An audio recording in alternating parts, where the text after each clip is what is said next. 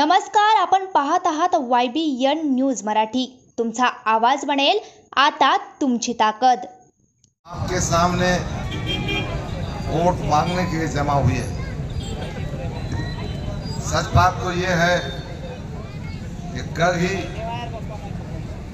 मौलाना मोहतरम सज्जाद नोमानी साहब ने कुछ फैसला किया।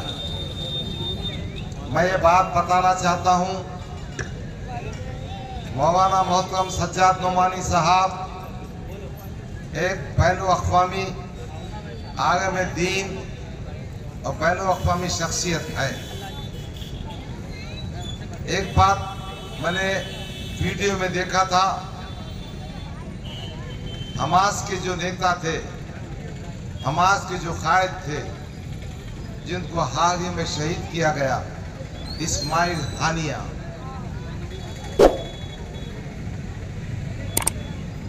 जब काहिरा में कॉन्फ्रेंस हो गई थी,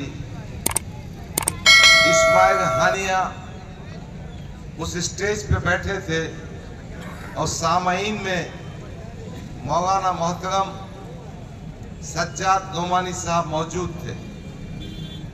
इस्माइल हानिया ने कहा कि सज्जाद नोमानी साहब को स्टेज पे लाया जाए और उठकर एहतराम किया।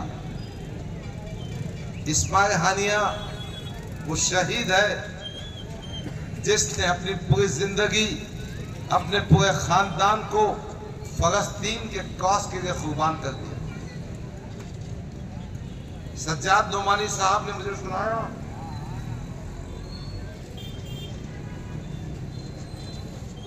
जब इस्माइल हानिया शहीद हुए तो सज्जाद नोमानी साहब ने इस्माइल हानिया की बीवी को फोन किया और ताज़ियत का पैगाम देना चाहा। इस्माइल हानिया की बीवी ने कहा, आप हमें ताज़ियत का पैगाम मत दीजिए, हमें मुबारकबाद का पैगाम दीजिए कि मेरा शौहर शहीद हो गया।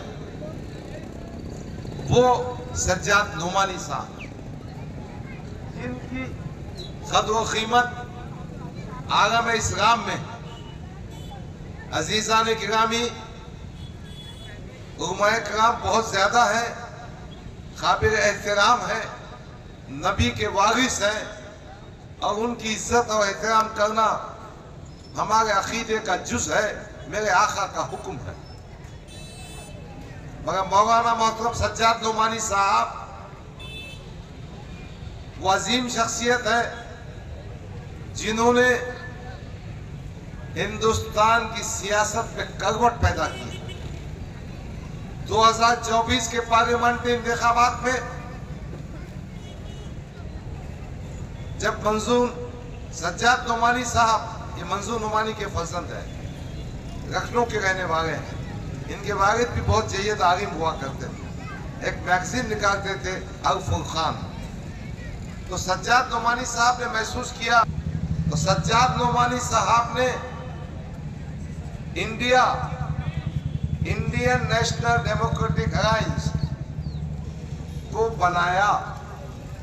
ये जो इंडिया है ना, जिसमें कांग्रेस पार्टी भी है, समाजवादी पार्टी भी है, आम आदमी पार्टी भी है, उद्धव ठाकरे भी है, शरद पवार भी है, इनको एक जगह लाने वाली शख्सियत का नाम है मौलाना मोहतरम सज्जाद नोमानी साहब। और ये सज्जाद नोमानी साहब की कोशिशें थी कि जो भारतीय जनता पार्टी 400 पार की बात कर रही थी, वो समेट कर 240 पर आ गई। वो अपनी ताकत पर दिल्ली में हुकूमत नहीं बना सके, उनको JDU जनता दल यूनाइटेड नीतीश कुमार की जरूरत पड़ी, उनको तेलुगु देशम चंद्रबाबू नायडू की जरूरत पड़ी।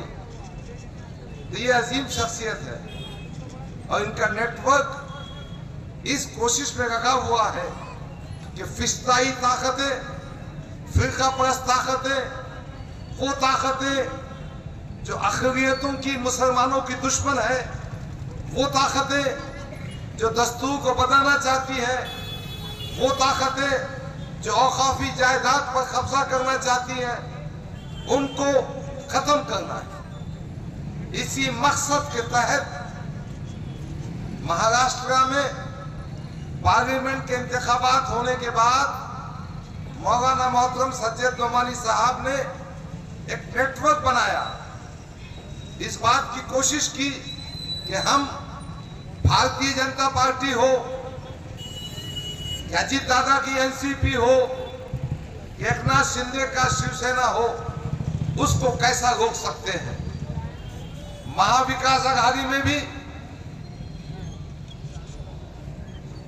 मौलाना मोहतरम ने इस बात की कोशिश की कि फिरका परस्त ताकतें सत्ता में ना आए, और फिर एक कोशिश जगंगे पाटिल साहब के पास भी जाकर की। इत्तेफाक से वो कोशिश ज्यादा कामयाब न हो पाई।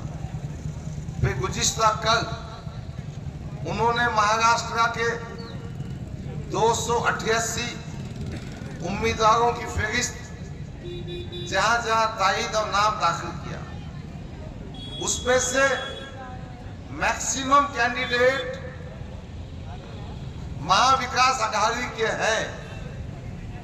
17 मुकामात ऐसे हैं जब महाविकास आघाड़ी का उम्मीदवार नहीं है, उसमें से औरंगाबाद ईस्ट भी है। औरंगाबाद ईस्ट में उन्होंने समाजवादी पार्टी के उम्मीदवार मुझे तायीद की है। मैं आप तमाम की जानिब से, मैं अपनी जानिब से, मेरी पार्टी की जानिब से और मेरे तमाम साथियों की जानिब से दिल की गहराइयों से मौलाना सज्जाद नोमानी का शुक्रिया अदा करता हूं।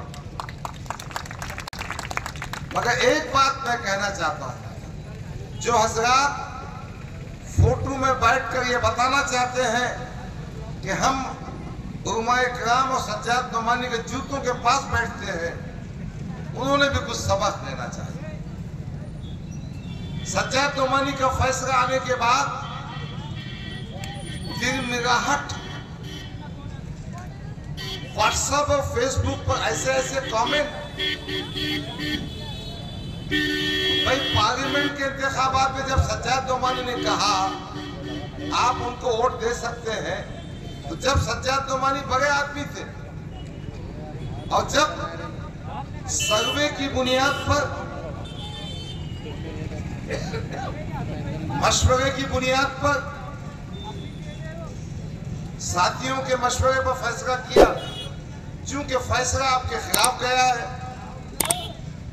आपको पसंद नहीं आया, मैं इस मंच से कहना चाहता हूं आप इख्तिलाफ कर सकते हैं, मगर न मैं न आप या मिल्लत के गयूर नौजवान उनको माफ करेंगे जो हमारे उम्मा की बेइज्जती करें। इख्तिलाफ हो भी सकता है, आप दूसरा फैसला ले भी सकते हैं, मगर उम्माए किराम की एहतराम और शान में हम गुस्ताखी बर्दाश्त नहीं करेंगे और हमारे खिलाफ जो प्रोपेगेंडा करने वाले हैं वो उम्माए किराम की शान में गुस्ताखी कर रहे हैं। मैं इस मंच से गुजारिश करता हूं कि इन सियासी नेताओं को जो उम्माए किराम की शान में गुस्ताखी कर रहे हैं, उनको उनकी औकात बताओ, उनको उनकी हैसियत बताओ, उनको बताओ कि हमारे आगे में दीन हमारे नबी के वारिस होते हैं। उनकी राय से इख्तिलाफ हो सकता है, मगर उनकी बेइज्जती करना, उन पे झूठे इल्जाम लगाना, उनकी तौहीन करना, व्हाट्सएप पे गंदी गंदी बातें करना, कोई गैरतमंद मुसलमान, वो मुसलमान जो आकाए नामदार हजरत मोहम्मद मुस्तफा सल्लल्लाहु अलैहि वसल्लम सरवर कौनैन को मानता है, उनको बर्दाश्त नहीं करेगा। और सियासत में रास्ता ये होता है कि उनकी धूल चटाओ और जमानत जब्त करा दो। अजीजा ने गिरामी, आज मैं मशरक़ के हल्के में घूम रहा हूँ, लोगों से मुलाकातें कर रहा हूँ। इंशाअल्लाह हम भारी अक्सरियत से कामयाब होंगे। आज मराठा समाज चिंतन कर रहा है और उनका रुझान हमारी जानिब है, समाजवादी पार्टी की जानिब है। तो इंशाअल्लाह ताला हम मराठों के वोट भी लेंगे। दलित समाज से हमारा संबंध है, वो हमारे साथ में आएंगे, यकीनन उनके भी वोट मिलेंगे। और एक बात मैं वादा करने आपके सामने आया हूं कि मैं आपके बीच में 10 साल से था, है और रहूंगा। मैं आपके सुख दुख में, आपकी परेशानियों में हमेशा आपके साथ रहूंगा। बस आखिर में गुजारिश करता हूं कि 20 तारीख का दिन बहुत अहमियत का दिन है। वोट एक अमानत है, एक शहादत है, एक गवाही है। आप अपने घर से उठिए, शहादत दीजिए कि आप गैरतमंद मुसलमान हैं। आप शहादत दीजिए कि आप उलमा इकराम को मानते हैं। आप शहादत दीजिए कि आप चाहते हैं कि महाराष्ट्र में इस हल्के असेंबली में तरक्की का मामला हो। आप चाहते हैं कि भारतीय जनता पार्टी का सफाया साफ हो। आप चाहते हैं कि नाथूराम गोडसे की औलाद को दफन कर दिया जाए। इसलिए उठिए और 20 तारीख को अपना वोट साइकिल की निशानी, उसका जो बटन नंबर 5 है, उसको दबाइए, कामयाब कीजिए। शुक्रिया, खुदा हाफिज, अस्सलाम वालेकुम।